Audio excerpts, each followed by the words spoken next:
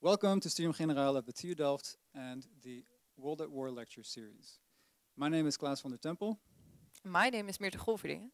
And with us today is our guest, Dr. Willem Schinkel. He's a sociologist at the University of Rotterdam, Erasmus University. He's also an author and a philosopher. And he's actually known in this country as one of the sharpest minds today. Willem does not shun being critical of today's society. And so for today's talk, we've asked him to help us to do just that. Yeah, so we've talked with experts about conflict resources in the Congo and scenarios of future wars, the rise of China, but we felt the need at the start of this series to also reflect it more broadly. And we wanted to cast it as wide a net as possible on all those topics and see how it's all connected. So we came across Willem, who together with Rogier van Rekem wrote a book, The Theory of the Corral, Capital, Race and Fascism. And this book offers an explanation for why the world is the way it is, why there is inequality, violence, domination, political and economic control systems. And it's a good place to start our reflection on the nature of violence in our society. So why don't we have peace? And what role do we play in the violence around this world? So, Willem, please, let's start this conversation with talking about violence and why is there violence in this world, and what did you discover when writing this book about this question? Well, so first of all, thanks for inviting me. That's a huge question to start with, actually. It is. And it's, you know, maybe we can, in the course of the conversation, get to something that that resembles an answer. But let's just begin with what we started out with, which is to make an assessment of the current conjecture of capitalism and fascism. So we use this concept of the corral, which is like a fenced space for livestock, to say that our lives are being governed in such a way that we are forced to run. Because this notion of the corral comes from the Latin currere, which means to run. And we know it in Western European languages as the word concurrentie in Dutch, or Konkurrenz in German, which means competition. But it actually means running together. So we are running together in pursuit of the accumulation of capital. But of course, that accumulation doesn't end up with us. So this is a way of talking about capitalism.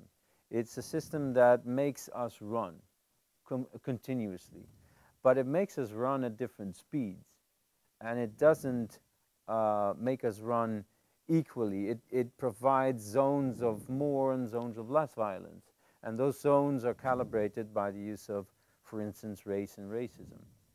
So our capitalism is really a form of racial capitalism, and what we wanted to understand was why nowadays fascism re-emerges as a way to support capitalism. And I think that that is the main purpose of the book. And more broadly, you could say it's a way of talking about the ways in which our lives are being pushed into one particular modality of living. Whereas life proliferates, the prevailing order wishes us to live inside this corral. And currently, I mean, we are now experiencing the COVID-19 pandemic, which is a perfect illustration of the fact that we are treated as livestock because we are governed by this concept of herd immunity. You know, we are a herd, we are cattle, and that is quite literally what we are. Our lives are at stake in precisely such a way that certain people are considered to be expendable. They are disposable. And for the rest of us, our life chances are exactly that through which we are governed. Is that what you mean exactly with fascism? Like that there is that fascism seeks a way that some people can be given for the sake of other people's lives or wealth, or is what is your definition of that term? Well, I think that what you mentioned is certainly an important aspect of fascism. You know, we go back to the philosopher Walter Benjamin and his conception of fascism in his book about the work of art is that it is the mobilization of the proletariat, so of the workers, more generally of the mass of people, you could say, without changing the relations of production. So it's saying the people have to mobilize. They have to come together, but they come together as some form of racialized nation rather than as a proletariat that forms an antagonism vis-a-vis capital. So it's a way of mobilizing workers in support of capitalism. And the current moment is, we feel, precisely a moment at which that happens, because racial capitalism was for a long time characterized by a sort of deal between white workers and capital. The deal was that if white workers did not develop solidarity with black workers, with workers of color more generally, then they could get certain privileges. They could get certain crumbs of capital, you could say. And the sociologist W.B. Du Bois spoke of a mostly psychological wage that entailed. So there are certain wages of whiteness, as David Rudiger has said, the historian David Rudiger. And the name for that historic compromise or that deal with capital was welfare state. And the welfare state has been declining, and the privileges of white workers have been declining ever since the late 70s in the West, because capital found out that consent could also be procured through debt rather than by sharing in the accumulation of capital, allowing people to participate in the accumulation of capital.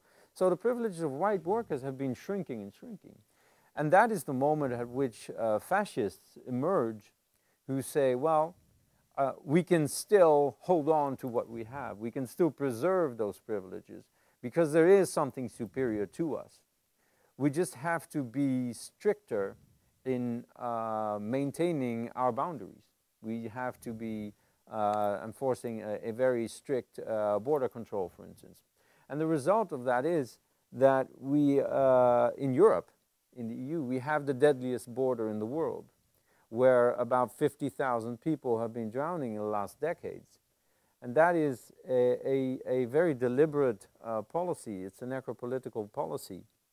Necropolitical? Could you explain that term? Sorry? Could you explain that term? Necropolitical? Well, it's a way of governing through the death of certain people. It's designating certain people as disposable and of deliberately producing death as a way of governing populations. You said this. You kept using the word "we." Could you say something about it? Like, is this something, this chorale, this metaphor that you and Rogier have used? Is it something that's imposed on us, or are we participating in it? Where does it come from? Well, the thing is that it's both. That is what makes us subjects, in a way, you could say. So people get to be made subjects, which means that they are enrolled in the systems that at the same time keep them down.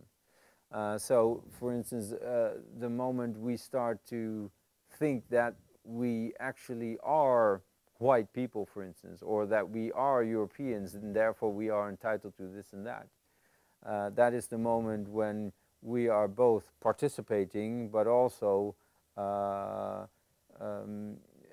participating in something that is imposed on us. And in the book, actually, we use the form of a we to indicate that that is never all that happens. we are always more than that. We are always more than the ways in which our lives are being controlled and steered and ordered. So that is also, you could say, a hopeful element in the book. The fact that it's never possible to contain us in this corral. It's never really possible to make us into subjects, you could say. Well, a lot of people wouldn't even feel that way. I mean, if we take this example of the European border, a lot of people don't feel complicit. Like, how am I linked to this massive death on our borders? As an could you explain? Well, I would say precisely because it's at the border. I mean, so the world is continuous. You know, the world just goes on. Right. And we have these notions of nation states which make us believe that it's possible to say, no, well, we are here, and what happens in the rest of the world is irrelevant. Right, it's far away. But of course, that's bullshit in many ways, because the very fact of the nation state is an international phenomenon. It's part of an international system of nation states that is precisely designed to govern people by means of blood and soil. You know, so the famous Blut und Boden, which was the kernel of the Nazi program, that is the core of the international system of nation states. So yes, many people don't feel complicit, and that is exactly what the Dutch anthropologist Gloria Wekker has called white innocence. This idea that, you know, I'm not doing anything. We're not racist. We're not participating in racism in any way. But the entire order of the world today is structured by forms of racism. And it's, I think, important to recognize that if only in order to liberate ourselves from the constant exploitation that capitalism produces. So what about the role of, for instance, a university like Delft? You know, we've been thinking recently, because in this series and in others, about you know, how does engineering play into society and in the world at large? Inequalities, extractivism, things like that. Yeah. I mean, like a border, to patrol it, you need, we don't need necessarily, but we use high-tech information systems, data processing, naval gear, sensors, arrays, etc. I don't even know all of the technology that's involved. But a lot of the people who design it, build it, manufacture it would just think like, well, I'm just one cog in the machine. What's my responsibility in this violent system that we've created? And you know, that's not even what I built it for. You know, all I did was build the battery or a little door or something like that. Yeah. Well, let me first of all say, you know, this reminds me of something that the Latin American author Eduardo Galeano once wrote. He wrote, in cases such as this, people often tend to say, well, if I don't do it, somebody else will. Right. And the interesting thing about that, he says, is that when people say that, they imagine themselves to be someone else, right? But the point is not, I think, to moralize, because as soon as you start moralizing, you're deflecting from what really requires our attention, which is a capitalist system of exploitation. So I'm not interested in saying, oh, these and these persons are complicit in whatever. But I do think that you're raising an important issue. We at universities often feel like, you know, we are contributing to solving the major issues of society. But in ever so many ways, from another perspective, for instance, from the perspective of many indigenous peoples, Western science and technology has been precisely an imposition, has been an imposition on the world, has been the driving force in a way, or providing the technologies of the planetary plunder that Western civilization has been and continues to be.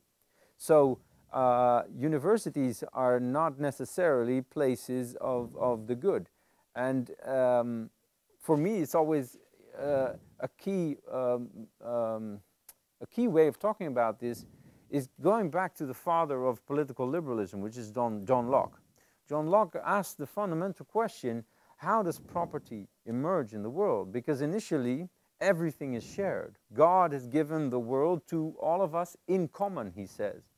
So the moment property arises is the moment when somebody, he says, takes something, some plot of land, for instance, and works on it, improves it. If you invest your labor in it, then you make it your own, then you appropriate it. And crucial there is this idea of improvement. And that has never left Western civilization. So we keep on thinking that we are improving the world. But that improvement may well be an imposition that has now created for the first time in the history of the world a situation in which we are imperiling the conditions of life on the planet. So I'm not too optimistic about the role of science and technology in the way that universities tend to be.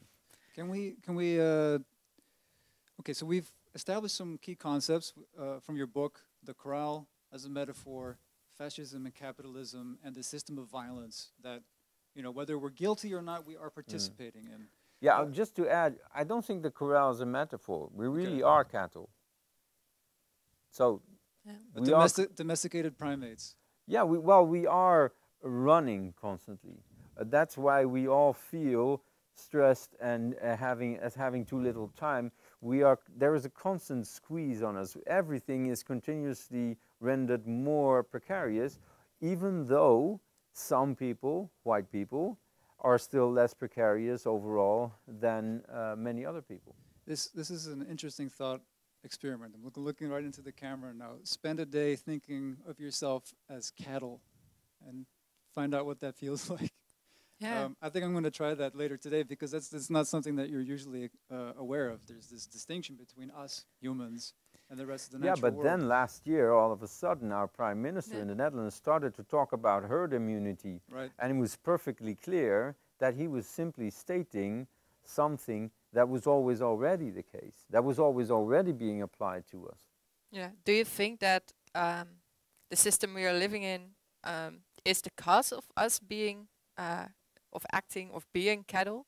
Or do you think that we as humans also want to be cattle? Because it's sometimes very difficult to not live in a system that guides us. Maybe this is a bit off the road, but it's something that I thought of. Is it something that comes from us or from the system, or is it both? Or well, I certainly don't think that people want to be cattle. Of course, the historical roots of this lie in chattel slavery.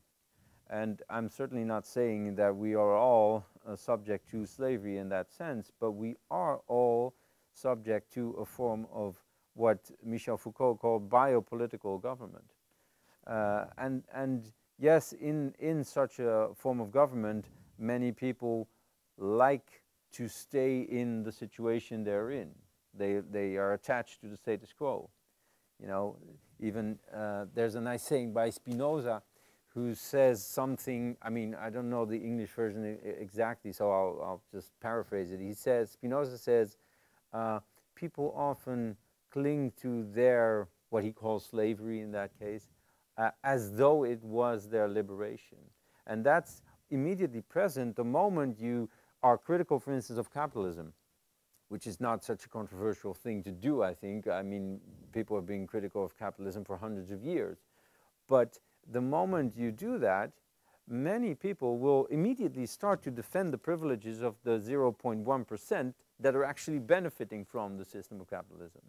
So immediately people spring to the defense of the people exploiting all of us. And that is a very weird situation, but it is part of this decades and maybe centuries-long indoctrination that there are no alternatives.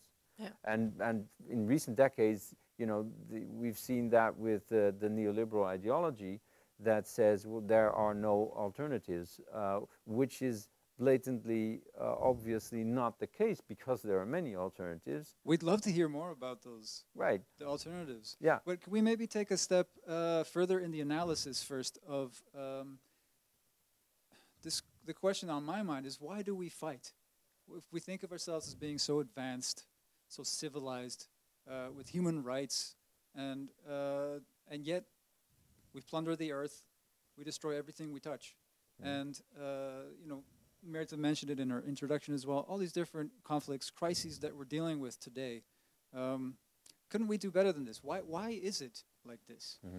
What is the most important source of our, you know, that we're so conflicted? Well, first of all, yes, we can do better, of course. And second of all, who's the we here? This is the moment I start to want to be specific. Right. That is, for instance, why I'm skeptical of notions such as an Anthropocene, which says, oh, it's us, humanity, that has changed the planet. Whereas we know that 90 corporations are responsible for 63% of the methane and CO2 emissions since 1850. So it's, for those corporations, it's mighty convenient to say, oh, it's humanity. And here too, I think with the extraction from land and the exploitation from labor, it's very clear that capitalism plays a main role here. And most people are implicated in capitalism in some way, but they're also exploited in asymmetric ways in capitalism. So the we has to be specified. If there was no capitalization of agriculture, for instance, there would not be a constant war on the earth against the diversity of species. Because it's agribusiness, for instance, that leads to deforestation, and that leads to the homogenization of livestock. So agribusiness, as it exists in the world today, because it exists out of a profit motive, creates the conditions, for instance, for coronaviruses to emerge, because deforestation means that the viruses spring free, you could say, from the ecological niches in which they resided. So in order to understand all these things, it's important to keep in mind the role of capitalism. And the capitalism ultimately comes down to a logic of capital, to a logic of surplus value. And it's important to trace then, first of all, where the surplus value ends up, and also how that surplus value is produced by producing all kinds of asymmetries along racial and gendered lines. So that we has to be understood in a very textured way, I think, but it has to be related to that logic of capital. Right, so I mean, in my mind, there are people who have more privileges, benefit more from capitalism as such than others, right? I mean, a bit of yes, but the benefits, racial axes, gender, ethnicity, and so on. Yeah, but ultimately those benefits are temporal, and maybe they're fictional, because of course white people got screwed in a major way when they were enlisted in capitalism, when they were enrolled in a form of structural racism, because that is what denied them solidarity with non-white workers. And that solidarity was what could have actually benefited them, of course. So in the same way that, you know, the moment you start to believe that you really are a man or you really are a woman, you are screwed, because that is not what you are. That is what you are made to be. I mean, these are cultural values, right? Part of our identity. Would you say that that's an important source of conflict? Well, identity is a notion that personally I tend to shun, but I do analyze the way that it is mobilized in all kinds of conflicts. So in the West now, very often liberals and neoliberals tend to speak of identity politics the moment people address issues of race and racism, for instance, or the moment feminists raise the issue of structural sexism. The interesting thing there is that that is a use of a concept that emerges from the 70s in the US, from the Combahee River Collective, which there meant completely the opposite from what it's now taken to mean. There it was a politics of coalition. And now, often when people say, oh, though that's identity politics, they say, oh, you simply want recognition for your particular identity, and you want to sort of lock yourself into that identity. That's not at all the case. That's not what identity politics means. And you could say that it's a final way, in a way, for liberals, or for a liberal democracy, to give an identity to people, because that is exactly what liberal democracy wants people to have. It wants people to have a clearly identified position. But the truly radical claim, I think, of contemporary anti-racist activists, for instance, is that they don't want a position in current liberal democracy. They are not saying, oh, look, here we are, this is our position, please recognize us. They're saying, fuck you with your system, we don't want a position in it. So they are in a way, departing from positionality. And then to say, oh, but that's identity politics, is a desperate attempt of liberal democracy to give it a position, to give those people a position nonetheless, and to be able to sort of understand what's going on in the terms of liberal democracy. And so identity, I think, is a concept that is really treacherous. But isn't it sort of natural for us as humans to put each other in boxes, to be able to understand each other? No, there's nothing natural about that, because we know that that has not always been the case. And we know that there's a huge variety in the ways in which people have been dealing with that. So not every civilization has been bent on putting people in boxes, as you say. Right. Western civilization has been putting people in boxes, and quite literally.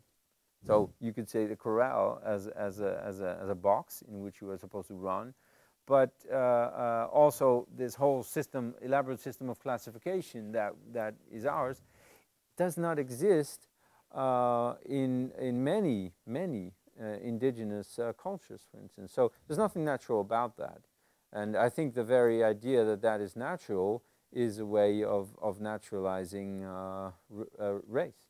Right. Willem, there's something else that you talk about a lot in the book, which is scarcity. And we did another lecture in this series about conflict resources in the Congo. As an example, you know, all these very rare minerals that we need, for instance, for our cell phones and our computers and, you know, military systems, etc. A lot of them are in Congo. And the extraction process there's slavery, there's rape, systemic rape, there's a lot of rebels. And these minerals are scarce. It's the only place in the world pretty much where they're found, and there's conflict all around it. Could you talk a little bit about how you know, these wars, these situations, and scarcity and capitalism are linked? Well, so scarcity is a foundational concept in the science of economics. And there it's treated as a kind of natural phenomenon. You know, we have finite resources, finite means, and finite resources, and so there's scarcity because we have to make choices. Do we want to buy this? Do we want to buy that? But that is, of course, only the case once we accept the capitalist framework in which that would be the case. The fact that some object or natural resource is rare doesn't give it a value.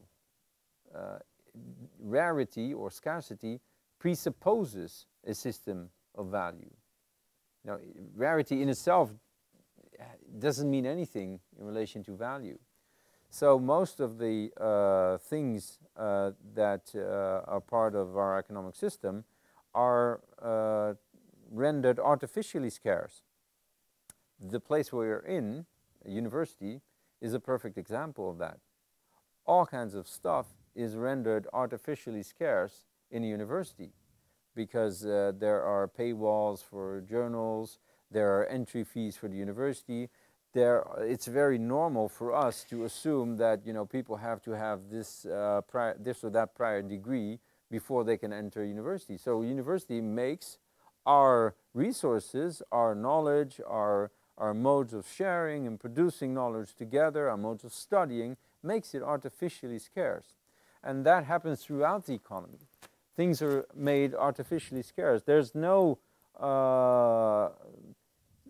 hunger in the world today that is the result of scarcity. It is the result of an unequal division or distribution.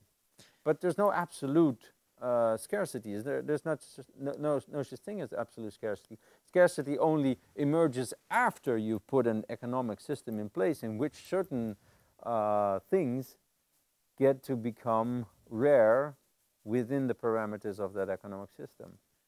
Would you say that this way of thinking is in itself violent? It is in a way, because it incites the competition that keeps us running, that keeps us competing with each other.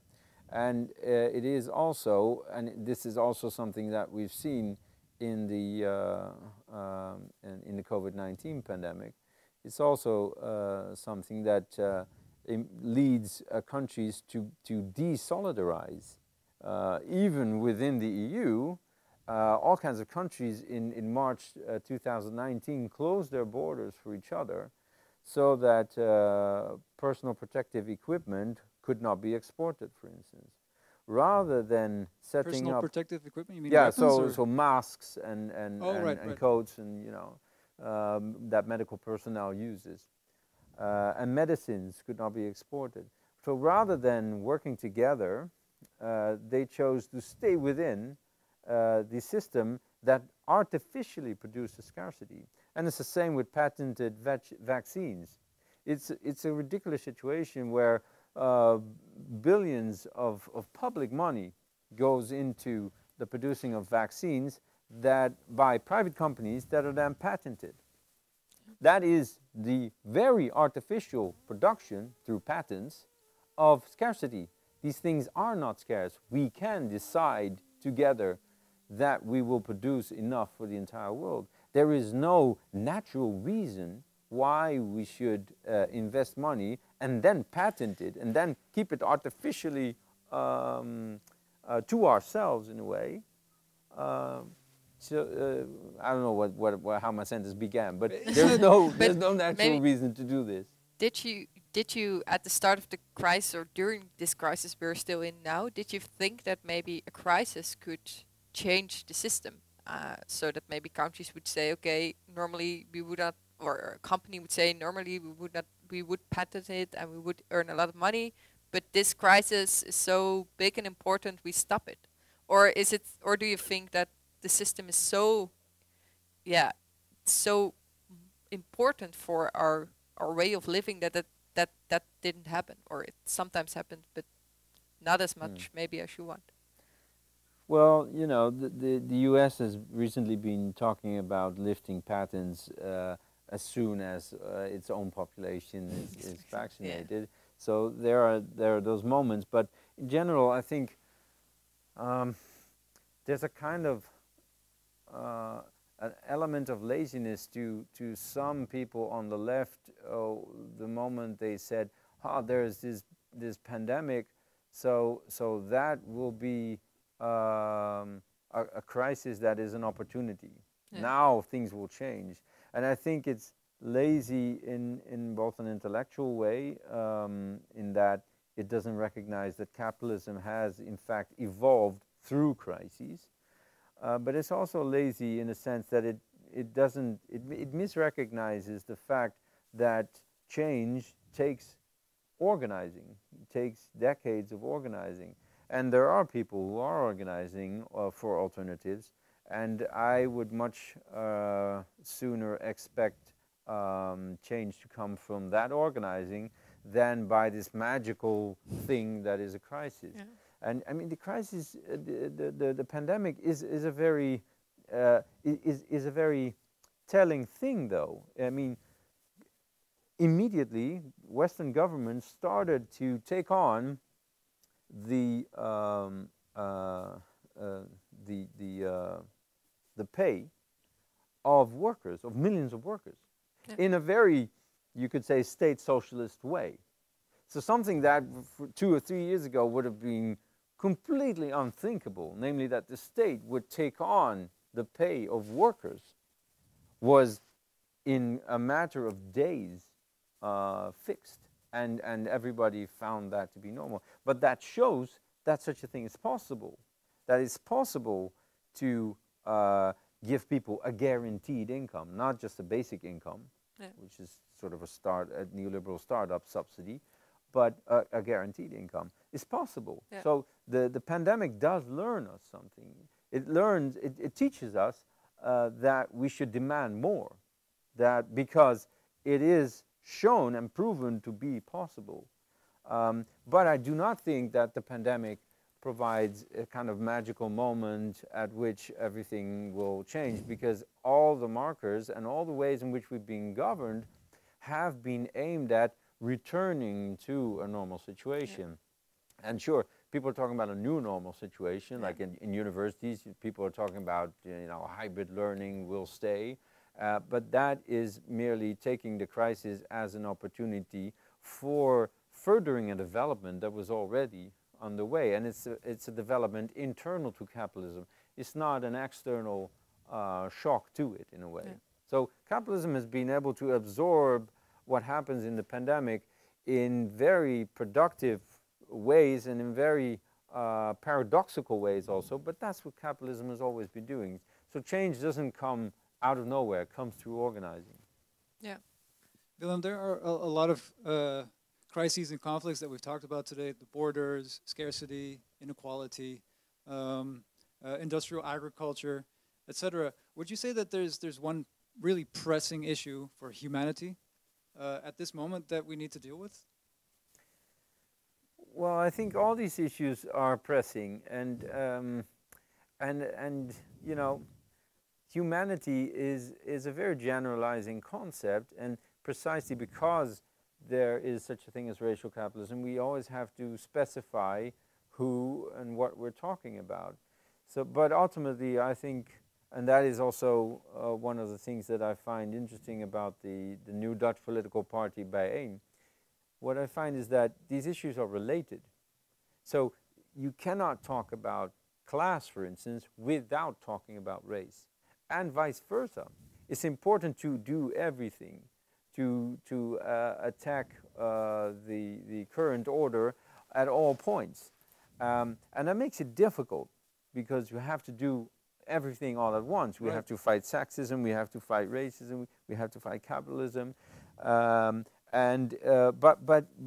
it's inevitable, because the moment you say, well, let's say that global warming is the overarching issue now.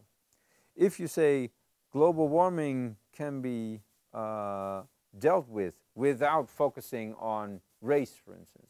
Race is a diversion of the real issue, which is global warming. If you do that, you are a climate denialist. You are a climate skeptic, because global warming comes out of modeling the world or shaping the world on the model of the plantation. And that has been a racial model from the beginning.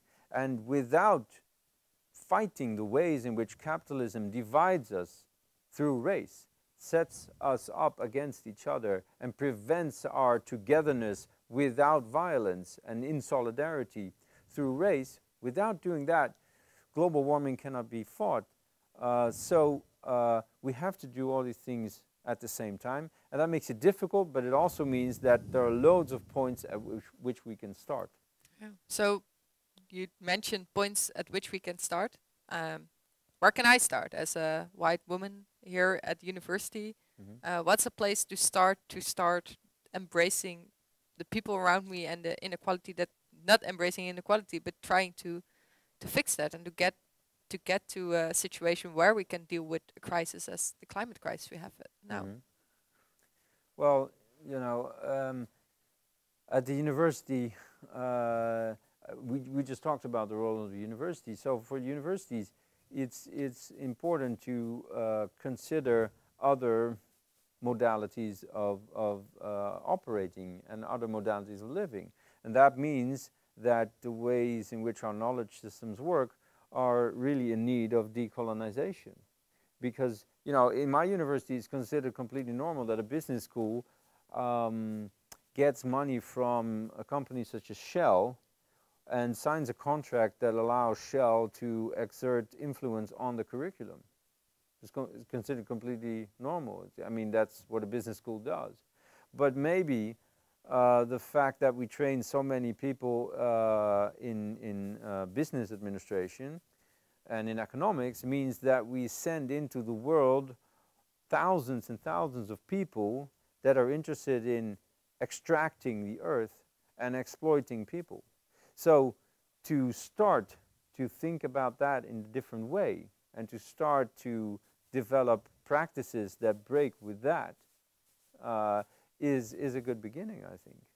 You mentioned in your book subversive acts, sabotage against the system on a daily basis, small acts.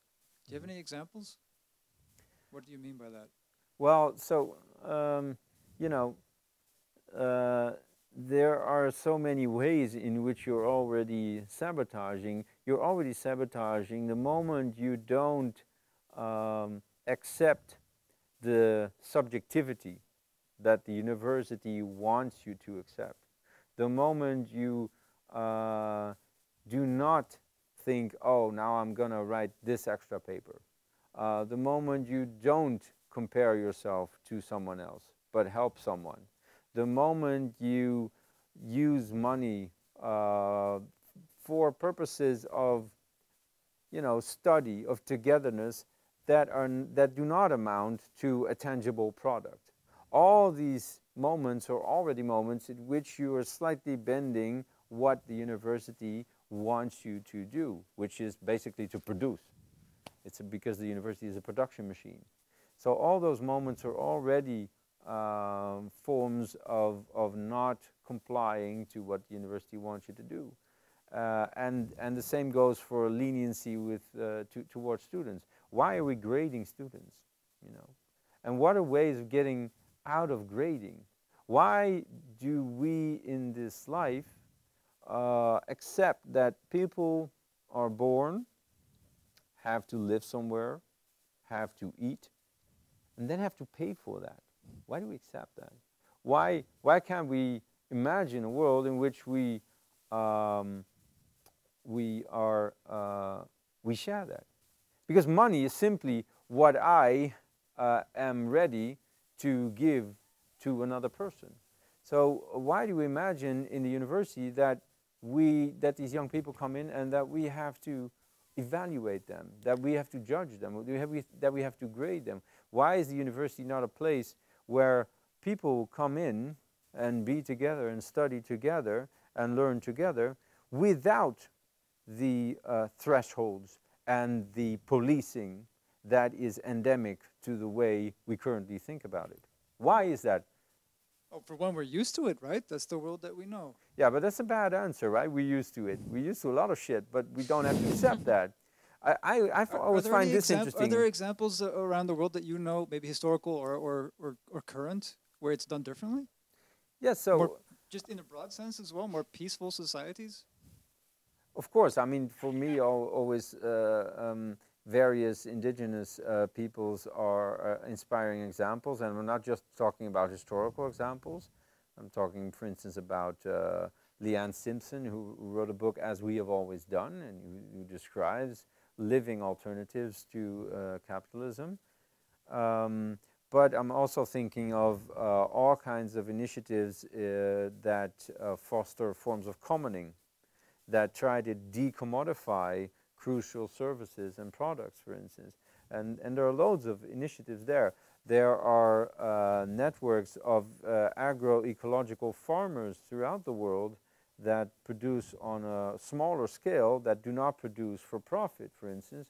And they're inspiring examples particularly in an era of pandemics fostered by capitalist agribusiness. So these are living examples, really, of alternatives, and they don't get enough attention, and that is that has good reasons, you know, within the current system, of course, because to say that you can actually feed everybody without a profit motive is detrimental to a capitalist system bent on accumulation, but it's possible and it exists. I'm thinking, for instance, of the Via Campesina network of farmers in Latin America, and so things such as that. And in the university, in particular, I'm inspired, very much inspired by Fred Moten and Stefano Harney, who wrote a little book called The Undercommons, who describe modes of being together in the university that are, as they say, fugitive in a way. They use the university as a shelter, which it still is, but it's also a necessary shelter. It's also doing something that is never in conformance with what the university expects you to do, but it's still something that is possible within the university. It's possible to be together in the university without competing. It's actually possible to be in the university and to experiment with the ways in which we might live together without violence or with less violence. And that ultimately is what it comes down to for me. I'm just interested always in thinking about modes of being together with less violence. And that is why also in the university, the very fact of hierarchy, the university is an extremely hierarchical space, but I've never found anyone who could give me a good answer to why, for instance, in Dutch universities, there is this difference between assistant professors and associate professors and professors. Why do we have that? It's completely nonsense. I would give it up this second if it were up to me. And so it's up to me to work together with other people to try to abolish that. We have to abolish all kinds of forms of hierarchy which are, you know, which are there to make positions, university positions in this case, artificially scarce. Professorships are artificially scarce. Why? Because it allows for forms of domination that align the university with the larger economic system for which it is designed to produce. They certainly get us used to a system of hierarchy. You know, there's always people above you with a higher pay grade, more power, more decisions that they get to make. You mentioned also a few examples around the world, communal agriculture, the Via Campesina. I need to look into that. But we've seen examples recently like the Me Too movement, Black Lives Matter movement, which because of social media have been able to garner a lot of attention for such issues. So do you think that social media, which we're only really as a species getting used to, is that a tool for reducing violence around the world? Am I being too naive about that? No, I'm just smiling a bit because you say species. I'm just not, you know, that's I'm trying to use different terms because you were laughing at me using humanity. No, I'm not laughing at you. I just, you know, are we as a species getting used to social media? That's always makes it a natural evolution kind of issue, and for me that tends to all too soon depoliticize what's going on, maybe. But at the same time, you know, from a different perspective, you're absolutely right, of course. As for Black Lives Matter, I think that it's really important to recognize that that did not emerge in 2013 or whenever. It comes out of decades of organizing. It comes out of organizing that has roots in the civil rights movement and goes even further back to abolitionist movements in the US. And so social media are instrumental in many ways in expanding a movement internationally, but that too is impossible without the existence of pre-existing grassroots movements that also go back decades. So in the Netherlands, we have Black Lives Matter, but that too comes out of a fertile ground prepared by existing social movements and anti-racist organizations. So I always find that it's really important to recognize that. And the second thing I find important to recognize about Black Lives Matter is that it's also a socialist movement. And this is, the funny thing about this is that often fascist politicians, such as in the Netherlands, people from the PVV or Forum for Democracy, they often see much clearer than conventional liberals, D66 or VVD in the Netherlands, that there is a connection between the anti-racism of Black Lives Matter and socialism. That's true, it's there. And that's because Black Lives Matter from the start recognized that you never end a world of anti-black violence if you do not end the world of capitalism. Because capitalism operates and has operated through the mechanics of race. And so that connection for me is really important. And it's also a connection that allows further connections to all other pre-existing organizing work in socialism. So, and that allows connections, for instance, to eco-socialism. So there you see that quite organically different issues, seemingly different issues, are connected also in the forms of organizing that address those issues and make them public. Yeah. You've talked about the social dimensions and I guess the ethical dimensions, human rights dimensions that are important.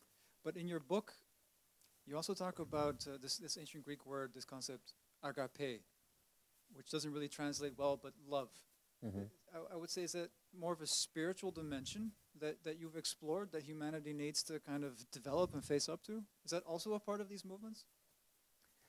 Well, so we use this concept of love, often translated as neighborly love maybe, but we use that in tandem with people from the black radical tradition and people like Huria Boutelja in France, who speaks of revolutionary love, and we speak of a radical love. But that really comes down to recognizing, as the great scholar Cedric Robinson said, that what we share is our incompleteness.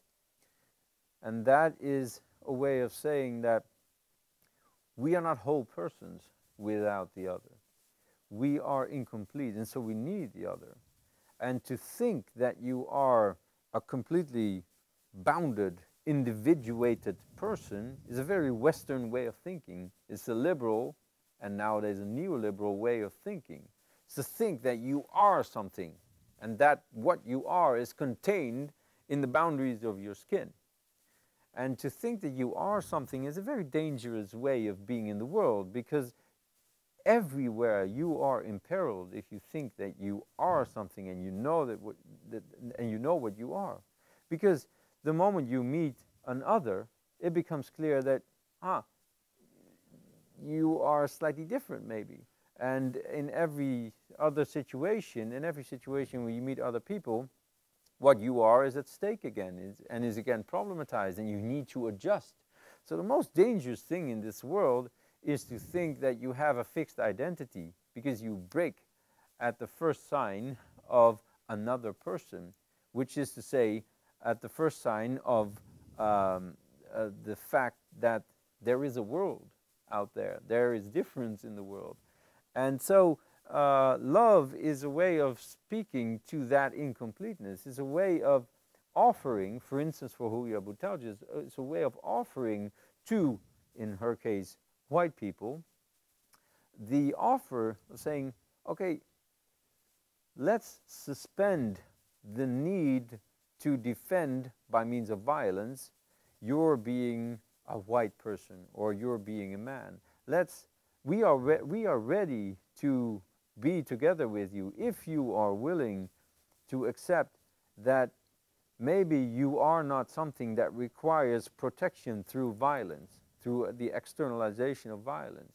Because the moment you start to believe that you are a white man, for instance, is the moment you want to police and patrol your own boundaries. And you have to keep others away from that. And everything threatens and imperils your whiteness and your masculinity, which is not fixed in stone, of course. But that also does me think about what you said earlier about money, how you see that money is given to us to give to other people. And it almost seems that now you're telling about that we're not having an identity to keep it for ourselves and to be like, this is what I am, and you have to, like, I have to keep up with that. But it's also our identity is something that we then give away again to people around us and to receive again. A bit like... And it means we as Edouard Glissant says, we consent to not be a single being. And it's the same at the level of the nation state. The moment you think, there is this plot of land and it has these boundaries and they are fixed, we have a birthright to that, that is the moment you know that you are surrounded, because everybody outside your boundaries is a threat to you. So the moment you do that, you are engaged in a very violent modality of being in the world. You are waging a war on other people, you are waging a war on the planet. And we know that there are alternatives for that. We know that there might be ways of living with less violence. And love is the offer to, even though fascists, for instance, are bent on using violence, is the offer to fascists even to say, if you are willing to let that go, we are willing, because we need to, make a life without you. With you. Sorry. I always say that, what we are interested in, ultimately, is a world with less violence. And so that it needs to be another world. But it needs to be a world in which we take everybody with us. Yeah. We cannot say, we don't want these and these people to be in that world. But in order to be with them in that world, and in order for it to be that world with less violence, it has to be shaped through love as letting go, as not thinking that you have something yet that you have to defend. The moment you think, I am this, and I live within this fixed thing, that is the moment you think you have to live by defending something. And love is the opportunity to not live by defending, but to live by inventing modes of being together with the other. Willem, I know you have a new book out, Pandemocratie, Pan-Democracy, I would translate it in English. It delves into this, right? It's your idea of including everything in our decision-making process, whether it's human beings, animals, plants, etc. Yeah, this idea of pan-democracy is the idea that we have to not only expand democracy in the sense of a radical democracy beyond the current institutional fake democracy that we have, but also towards economic democracy, because that's a funny thing, we think we live in a democracy, but the economic sphere, which determines so much of our lives, is governed in authoritarian ways by shareholders and by CEOs. So we say, I'm a Democrat, and then we go to work and we say, yes, boss. This is the weirdest thing. So not only to expand democracy in that sense towards an economic democracy, but also to expand it beyond humans and to recognize that life is entanglement with animals and plants and forests and oceans. And in order to take democracy seriously, we have to accommodate those non-humans in democracy. We have to represent them. And then people always say, how can you do that? That's not possible. The forest cannot have a voice. But the answer to that is, well, our current representative democracy does exactly that. I'm not there. Somebody else is speaking for me. That's exactly the whole idea of representation. So if we can do that, then surely we can extend representation beyond the merely human.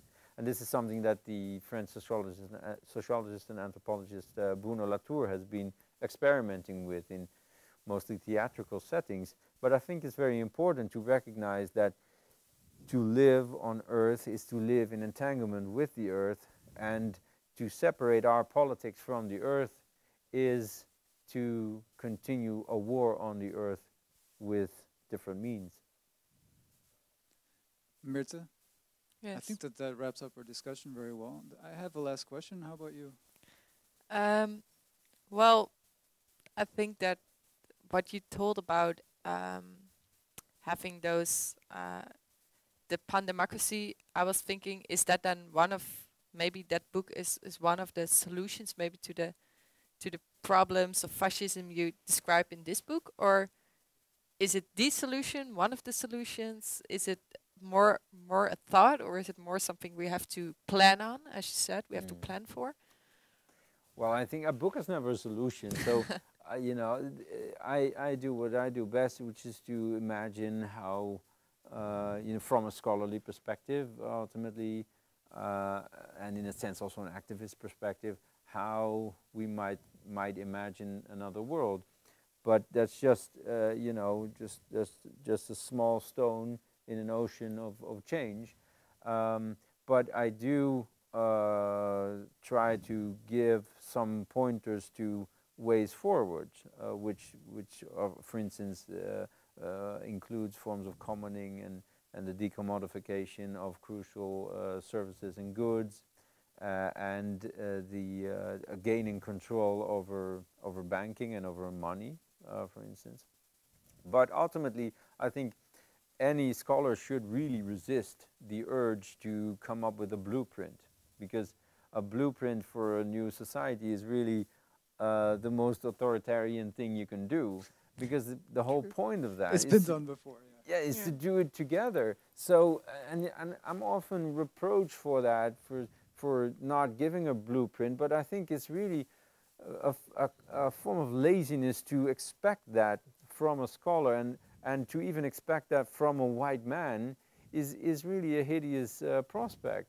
You know, we should be working together. So, and therefore my books are often in conversation with many other people, and they have extensive footnotes and references, and I find that to be really important. But I also want to have this connection with activists and current, and for instance a political party such as Bain in the Netherlands. So I write books in order to contribute to what is much larger, not to provide a blueprint. Okay, I have a thanks. final question for you. You said, let's work together to make the world less violent. Are you hopeful? Optimistic? Do you have faith that that's going to happen? Wow, this use three different concepts. You use hope, optimism, I'm giving you options. and faith. And I like faith the best, actually, because I mean, hope is often. I'm not a fan of hope, because if you hope, that's a very passive form.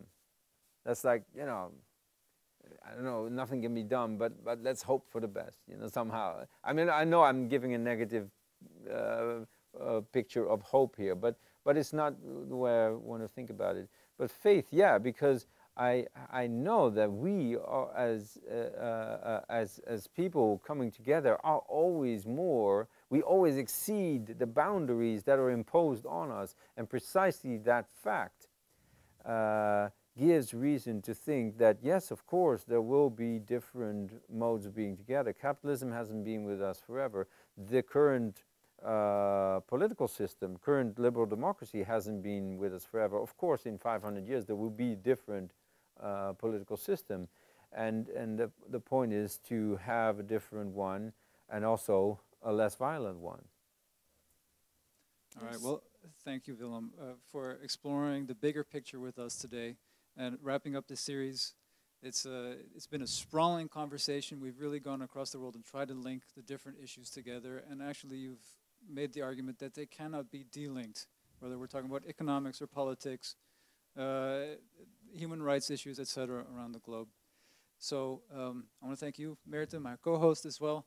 And if I turn to our viewers at home, thank you for watching. If you want to know more about our other programs in this series or other lectures and events by Studium Generale, please visit sg.tudelft.nl. Thank you, and see you next time.